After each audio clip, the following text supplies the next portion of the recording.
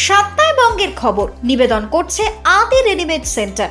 সম্পর্কের বন্ধন যেখানে চিরন্তন। Station road, Sodepur. Saint Augustine's day school, Barrackpore. Success for every child, Swami Vivekananda university.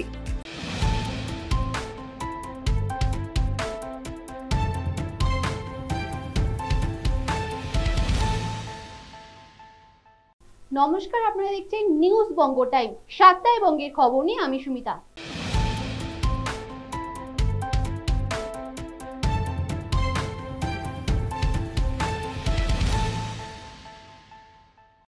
স্বাধীনতা দিবসে 4 দিন পেরিয়ে গেলেও এখনো নামানো হয়নি জাতীয় পতাকা।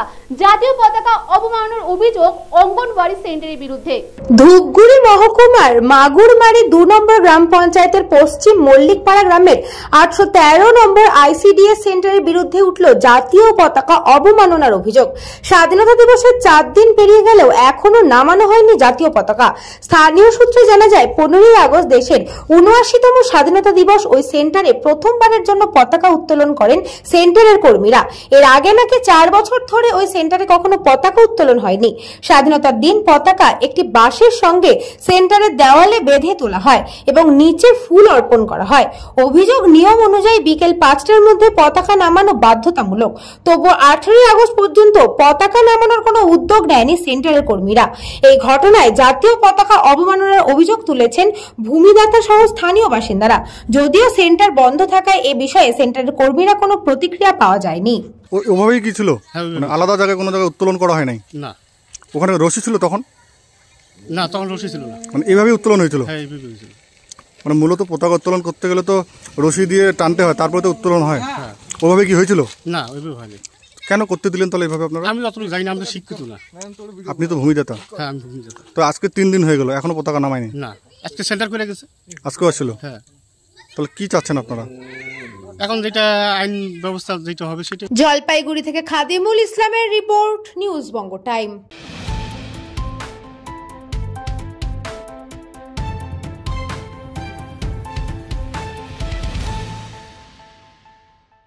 রক্তদান শিবিরের মঞ্চে ভোজপুরি ডান্সারের সঙ্গে নাচতে দেখা গেল তৃণমূল নেতাকে। সেই ভিডিও ভাইরাল সোশ্যাল মিডিয়াতে। রক্তদান শিবিরের মঞ্চে এলাকার মানুষের মনোরঞ্জন করতে ভোজপুরি ডান্স হাঙ্গামায় মহিলা ডান্সারের সঙ্গে ডান্স করতে দেখা গেল এক তৃণমূল নেতাকে। আর সেই ডান্স হাঙ্গামায় কোমর দোলানোর দৃশ্য রীতিমতো নেট দুনিয়ায় ভাইরাল। তাই বিরোধীরা প্রশ্ন তুলেছে, বাঙালির অস্মিতা নিয়ে যারা পথে ঘাটে আন্দোলনে নেমেছে সেই দলেরই প্রতিনিধিত্ব করা ব্লক স্তরের নেতা কিভাবে মহিলা ডান্সারের সঙ্গে প্রকাশ্যে ভোজপুরি ডান্স হাঙ্গামায় অংশ নেয়। আর এই চাঞ্চল্যকর ঘটনাটি ঘটেছে জয়নগর 2 নম্বর ব্লকের অন্তর্গত গড়দেয়ানি গ্রাম পঞ্চায়েতের তেলিপুকুর হাটে। সেখানে স্থানীয় বেগম রোকেয়া স্মৃতি সংঘের উদ্যোগে আয়োজিত রক্তদান শিবির উপলক্ষে সন্ধ্যায় একটি ডান্স হাঙ্গামার আয়োজন করা হয়। সেখানে মহিলা ডান্সারকেও ভাড়া করে আনা হয় ভোজপুরি গানের সঙ্গে ডান্স করার জন্য। এরপর দেখা যায় যে জয়নগর 2 নম্বর ব্লকের তৃণমূলের নেতা তথা পঞ্চায়েত সমিতির খাদ্যের কর্মাধ্যক্ষ ওয়াহিদ মোল্লা, তিনি আবার জয়নগরের বিধায়ক বিশ্বনাথ দাসের ঘনিষ্ঠ বলেই পরিচিত, রীতিমতো মঞ্চে উঠে ওই মহিলা ডান্সারের সঙ্গে কোমর দুলিয়ে ডান্স করেছেন। তার সেই ডান্স উপভোগ করছেন এলাকার মানুষ। সেই ডান্স করার ছবি ভাইরাল হতেই এই ঘটনায় ওই তৃণমূল নেতাকে কটাক্ষ করেছেন বিরোধী দল বিজেপি ও সিপিএম। যদিও বিরোধীদের বিরোধিতাতে ভ্রুক্ষেপ না করেই তৃণমূল নেতা সাফাই, এলাকার মা বোনদের মনোরঞ্জন করতেই তিনি এই ডান্স করেছেন। ক্লাব কমিটি একটা নাচের উদ্যম এটা নিয়েছে নাচ গানের মধ্য দিয়ে। এলাকার মানুষ, মায়েরা, বোনেরা, দিদিরা এবং ক্লাব কমিটি সবাই মিলে আমাকে ধরলো যে একটু নাচ গান করতে হবে। তাই তাদের মনকে জয় রাখার জন্য, তাদেরকে আনন্দ ফুর্তি রাখার জন্য আমি একটু নাচ গান করলাম, যাতে আমার এলাকার মায়েরা, দিদিরা, বোনেরা সবাই আনন্দ পায়, ভাইয়েরা, কাকারা সবাই আনন্দ পায়। সেই জন্য একটা নাচের মাধ্যমে একটা আনন্দিত উপভোগ করলাম, যাতে তারা খুশি হয়।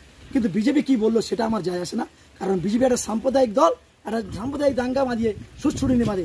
আমরা এখানে যে নাচ গান করেছি, হিন্দু, মুসলিম, খ্রিস্টান আমরা একসাথে ঐক্যবদ্ধ হয়ে আনন্দ ফুর্তি করেছি। আমরা একসাথে সর্বধর্মকে একসাথে ঐক্যর বার্তা দিয়েছি। আমরা কিন্তু কোনো ধর্মকে আমরা বিভেদ করিনি, আমরা কিন্তু ঐক্যর অ্যাডজাস্টফুল করেছি। রক্তদান শিবির ছিল, আর সেই রক্তদান শিবিরকে কেন্দ্র করে তাদের সন্ধ্যায় সাংস্কৃতিক অনুষ্ঠান।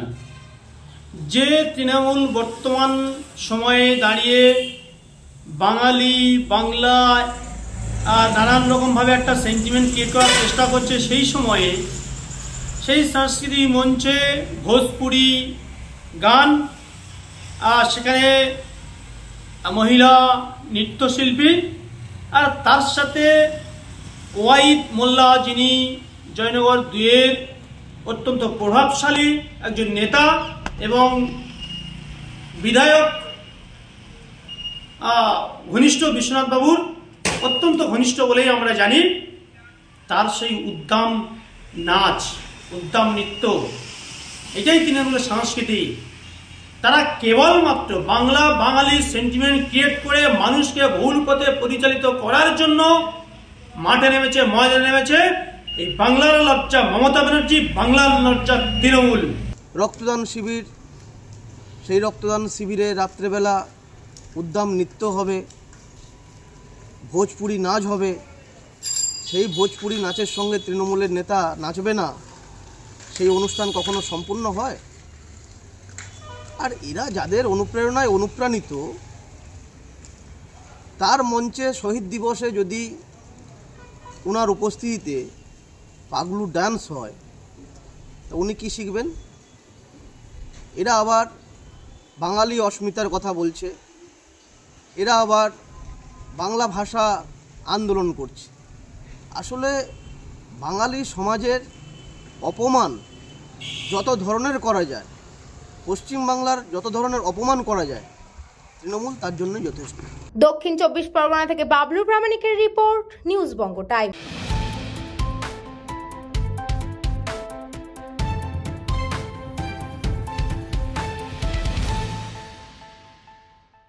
সন্দেশখালীতে আবারও খোঁজ মিলল বাংলাদেশের নাগরিকের। কাকা শ্বশুরকে বাবা বানিয়ে ভোটার কার্ড তৈরি করে নেয় জলিল মোল্লা। বর্তমানে সে এখন এলাকার তৃণমূল নেতা হিসেবে পরিচিত। সন্দেশখালী 2 নম্বর ব্লকের অন্তর্গত দক্ষিণ বেরমজুর এলাকার দারোয়ানখালী পাড়ায় 149 নম্বর বুথে বেশ কয়েক বছর ধরেই বসবাস করছে জলিল মোল্লা নামে এক বাংলাদেশি। গত কয়েক বছর আগে এই জলিল মোল্লা অবৈধভাবে বাংলাদেশ থেকে সন্দেশখালী এলাকায় আসে। প্রথমে ওই এলাকায় এসে সন্দেশখালী তৃণমূল নেতা শেখ শাহজাহানের ভাই শেখ সিরাজ উদ্দিনের ছত্রছায়া থাকে। শেখ সিরাজ উদ্দিনের হয়ে এলাকায় ডাকাতি, বোমাবাজি সহ বিভিন্ন ধরনের অপরাধমূলক কাজকর্ম করে বেড়াতো এই বাংলাদেশি জলিল মোল্লা। এমনটাই দাবি স্থানীয় বাসিন্দাদের। তারপর ওই এলাকায় বিয়ে করে সে। তার কাকা শ্বশুর ইসমাইল মোল্লাকে বাবা সাজিয়ে ভোটার কার্ড সহ যাবতীয় ডকুমেন্ট তৈরি করে ফেলে। ওই বুথের বুথ লেভেল অফিসার মিনতি দাসের অভিযোগ, সন্দেশখালীর বহিষ্কৃত গ্রেফতার হওয়া তৃণমূল নেতা শেখ শাহজাহানের ভাই শেখ সিরাজ উদ্দিন বুথ লেভেল অফিসারকে ভয় দেখিয়ে চাপ দিয়ে জোর করে এই বাংলাদেশি ভোটার তালিকায় নাম তুলতে বাধ্য করে।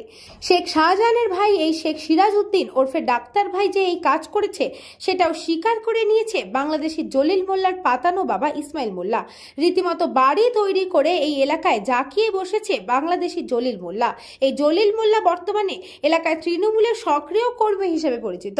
একদম অবশ্যই বাংলাদেশ থেকে এসে এখানে বিশাল লোকের আর কি মারামারি, গুলিগোল্লা, আর এখানে নতুন করে পাড়া হয়েছে জামাইপাড়া, ওখানে পুরো বাংলাদেশি ভর্তি। আপনারা যদি ভোটার তালিকা দেখেন সব বুঝতে পারবেন যে কত বাংলাদেশি এখানে বাস করছে। কিভাবে হলো এখানে, মানে ভোটার কার্ড কিভাবে পেলো? ভোটার কার্ড কিভাবে পেলো? এখানে যে সিরাজ ডাক্তার শাহজাহান শেখ যখন ক্ষমতায় ছিল তখন একার সময় ওই সব বাংলাদেশি সব এনে প্রশ্রয় দিয়েছে, জায়গা জমি দিয়ে তাদের বসবাস করে দিয়ে আর কি ভোটারে সব নাম তুলে দিয়ে এখন এই টিএমসি লোক সব এতে জিতে যাচ্ছে। এখানে বাংলাদেশিও ছেলেরা এসে বিয়ে করছে, করার পরে আপনার যে কোনো কাউকে নিয়ে তাদের মধ্যে কাউকে বানিয়ে নিচ্ছে, বাবা বানিয়ে নিচ্ছে, বানিয়ে নিয়ে ভোটার লিস্ট বানাচ্ছে। ঠিক আছে, ভোটার তালিকায় নাম রয়ে গেছে। এখানে অনেক রোহিঙ্গা বা অনেক বাংলাদেশি মুসলমান আছে। এটা কি ঠিক?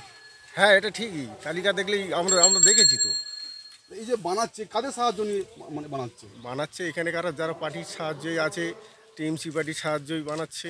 কিছু কিছু নেতারা তাদেরকে সাহায্য করছে। আসলে জলিল মোল্লা মানে কি বাংলাদেশি? এখন আমি ওইটা বলতে পারছি না যে বাংলাদেশি কি এখানকার। এখন শুনছি যে বাংলাদেশি, ওই শ্বশুর এখন বলছে যে না ও বাংলাদেশি। ব্যুরো রিপোর্ট, নিউজ বঙ্গ টাইম।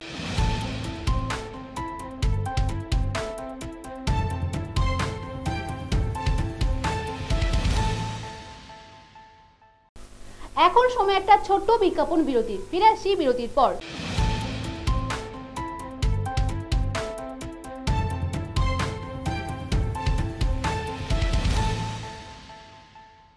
স্বামী বিবেকানন্দ ইউনিভার্সিটি, আপনার সন্তানের স্বপ্নের ভবিষ্যৎ গড়ে তোলার একমাত্র সঠিক ঠিকানা।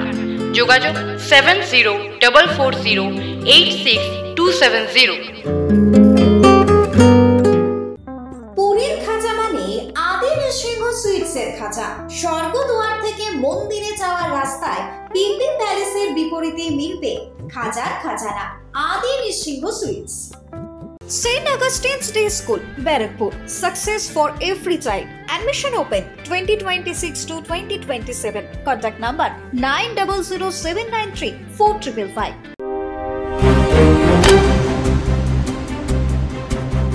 फास्ट मूविंग वर्ल्ड में वही आगे है जिसके पास है स्पीड, जैसे मेघबाला ब्रॉडबैंड। सही स्पीड सही पहचान। सो अगर कांस्टेंट फास्ट स्पीड चाहिए तो ले आइए मेघबाला ब्रॉडबैंड।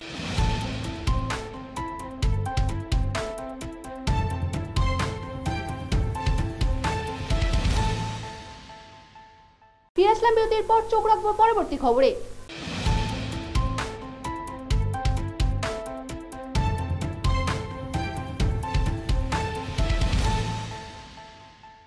নগর কারখানায় জমি দখলের অভিযোগ তৃণমূলের বিরুদ্ধে। আদালতের নির্দেশ থাকা সত্ত্বেও নিজেদের জায়গা ফিরে পাচ্ছে না শ্যামনগর গৌরীশঙ্কর জুট মিল। শ্যামনগরে দখল হওয়া কটন মিল কোর্টের অর্ডারে দখল মুক্ত করতে এসে শ্রমিক ও তৃণমূল কংগ্রেসের কর্মীদের বাধার মুখে পড়ল পুলিশ। বহু চেষ্টা করে অবশেষে খালি হাতেই ফিরতে হলো পুলিশকে। তৃণমূলের দাবি তারা শ্রমিকদের পাশে আছে, এই মিল বন্ধ হলে শ্রমিকরা না খেতে পেয়ে মরবে।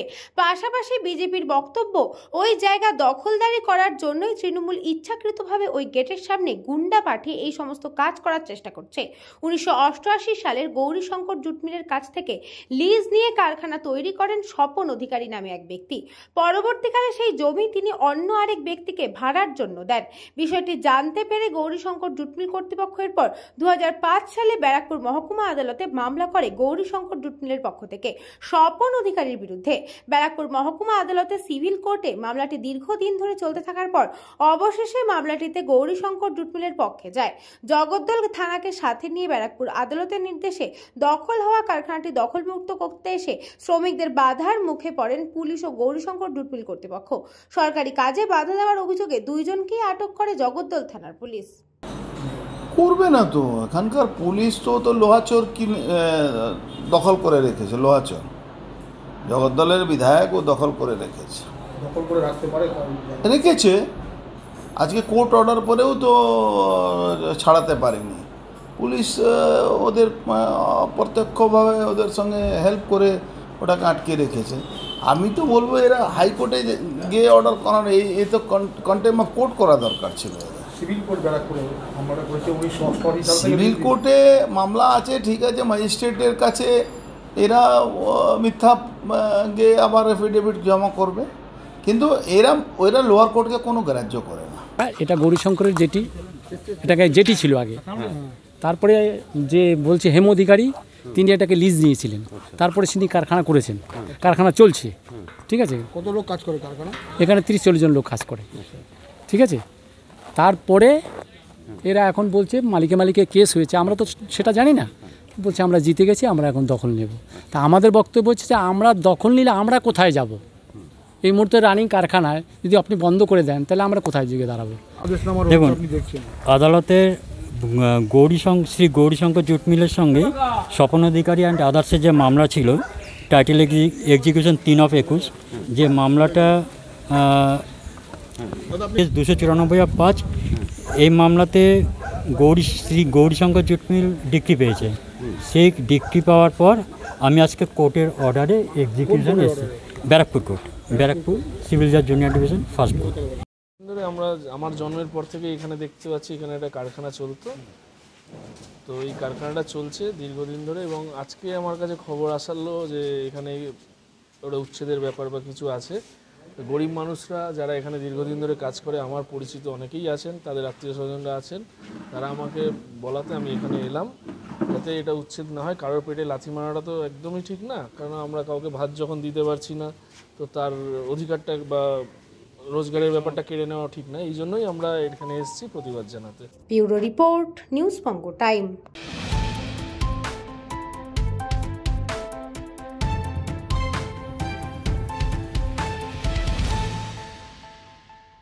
লোকালয় থেকে উদ্ধার দুটি অজগর সাপ। এই সাপগুলি গৃহপালিত হাঁস মুরগি শিকার করছে, আতঙ্কে ঘুম উড়েছে স্থানীয়দের। আবারও লোকালয় থেকে উদ্ধার হলো দুটি অজগর সাপ।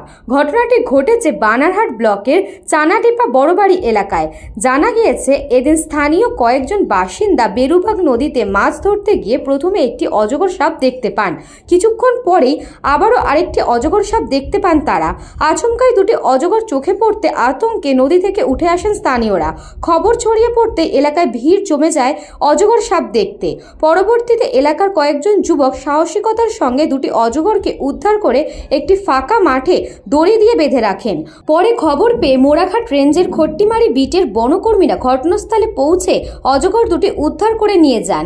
বন দপ্তর সূত্রে জানা গিয়েছে দুটি অজগরকে পর্যবেক্ষণের পর জঙ্গলে ছেড়ে দেওয়া হবে। এদিকে স্থানীয় বাসিন্দাদের অভিযোগ, বিগত কয়েকদিন ধরে এলাকায় অজগরের উৎপাত বেড়েছে। প্রায় বাড়ির উঠোন থেকে গৃহপালিত হাঁস মুরগি সাপের শিকার হচ্ছে, ফলে আতঙ্কে দিন কাটাচ্ছেন গ্রামবাসীরা। কি করছিলেন? আমরা মাছ মারতেছি তো বাইরে। কতটা? দুইটা। এই প্রতিনিয়ত কি এইভাবে অজগর সাপ বাইরে? এইভাবে প্রতিনিয়ত বাইরে হয়। দিনগুলি অনেক খবর দেওয়া হয়েছে, আসতেছি। কতটা আতঙ্কিত থাকেন এইভাবে প্রতিনিয়ত অজগর সাপ? এরকমভাবে তো আতঙ্কে আসি, কেননা বাচ্চারা নদীতে স্নান করে। কোন নদী ওটা? এটা বেরুবাগ নদী। জলপাইগুড়ি থেকে খাদিমুল ইসলামের রিপোর্ট, নিউজ বঙ্গ টাইম।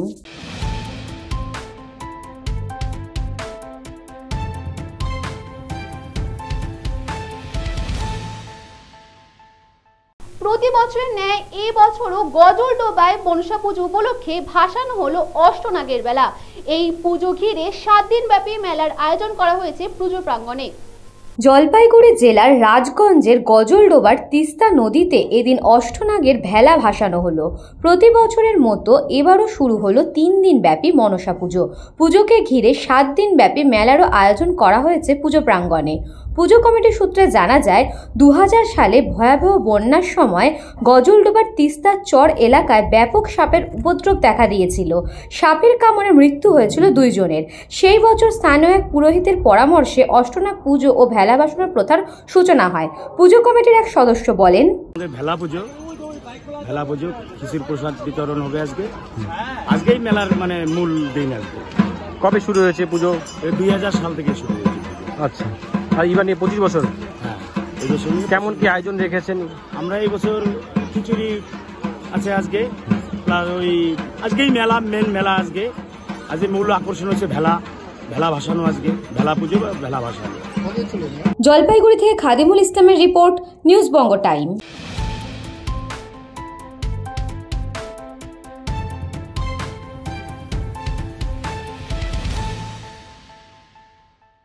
সাতটায় বঙ্গের খবর এখন এ পর্যন্তই। দেখতে থাকুন নিউজ বঙ্গ টাইম, খবর যেখানে আমরা সেখানে। স্বামী বিবেকানন্দ ইউনিভার্সিটি আপনার সন্তানের স্বপ্নের ভবিষ্যৎ গড়ে তোলার একমাত্র সঠিক ঠিকানা। যোগাযোগ 7044086270। পুরীর খাঁচা মানে আদি নৃসিংহ সুইটসের খাঁচা। স্বর্গদুয়ার থেকে মন্দিরে যাওয়ার রাস্তায় পিপি প্যালেসের বিপরীতে মিলবে খাজার খাজানা Adi Nrisingha sweets.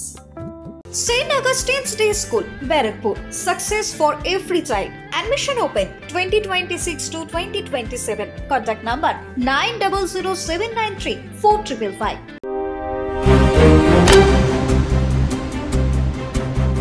Fast moving world में वही आगे है जिसके पास है स्पीड, जैसे मेघबाला ब्रॉडबैंड। सही स्पीड सही पहचान।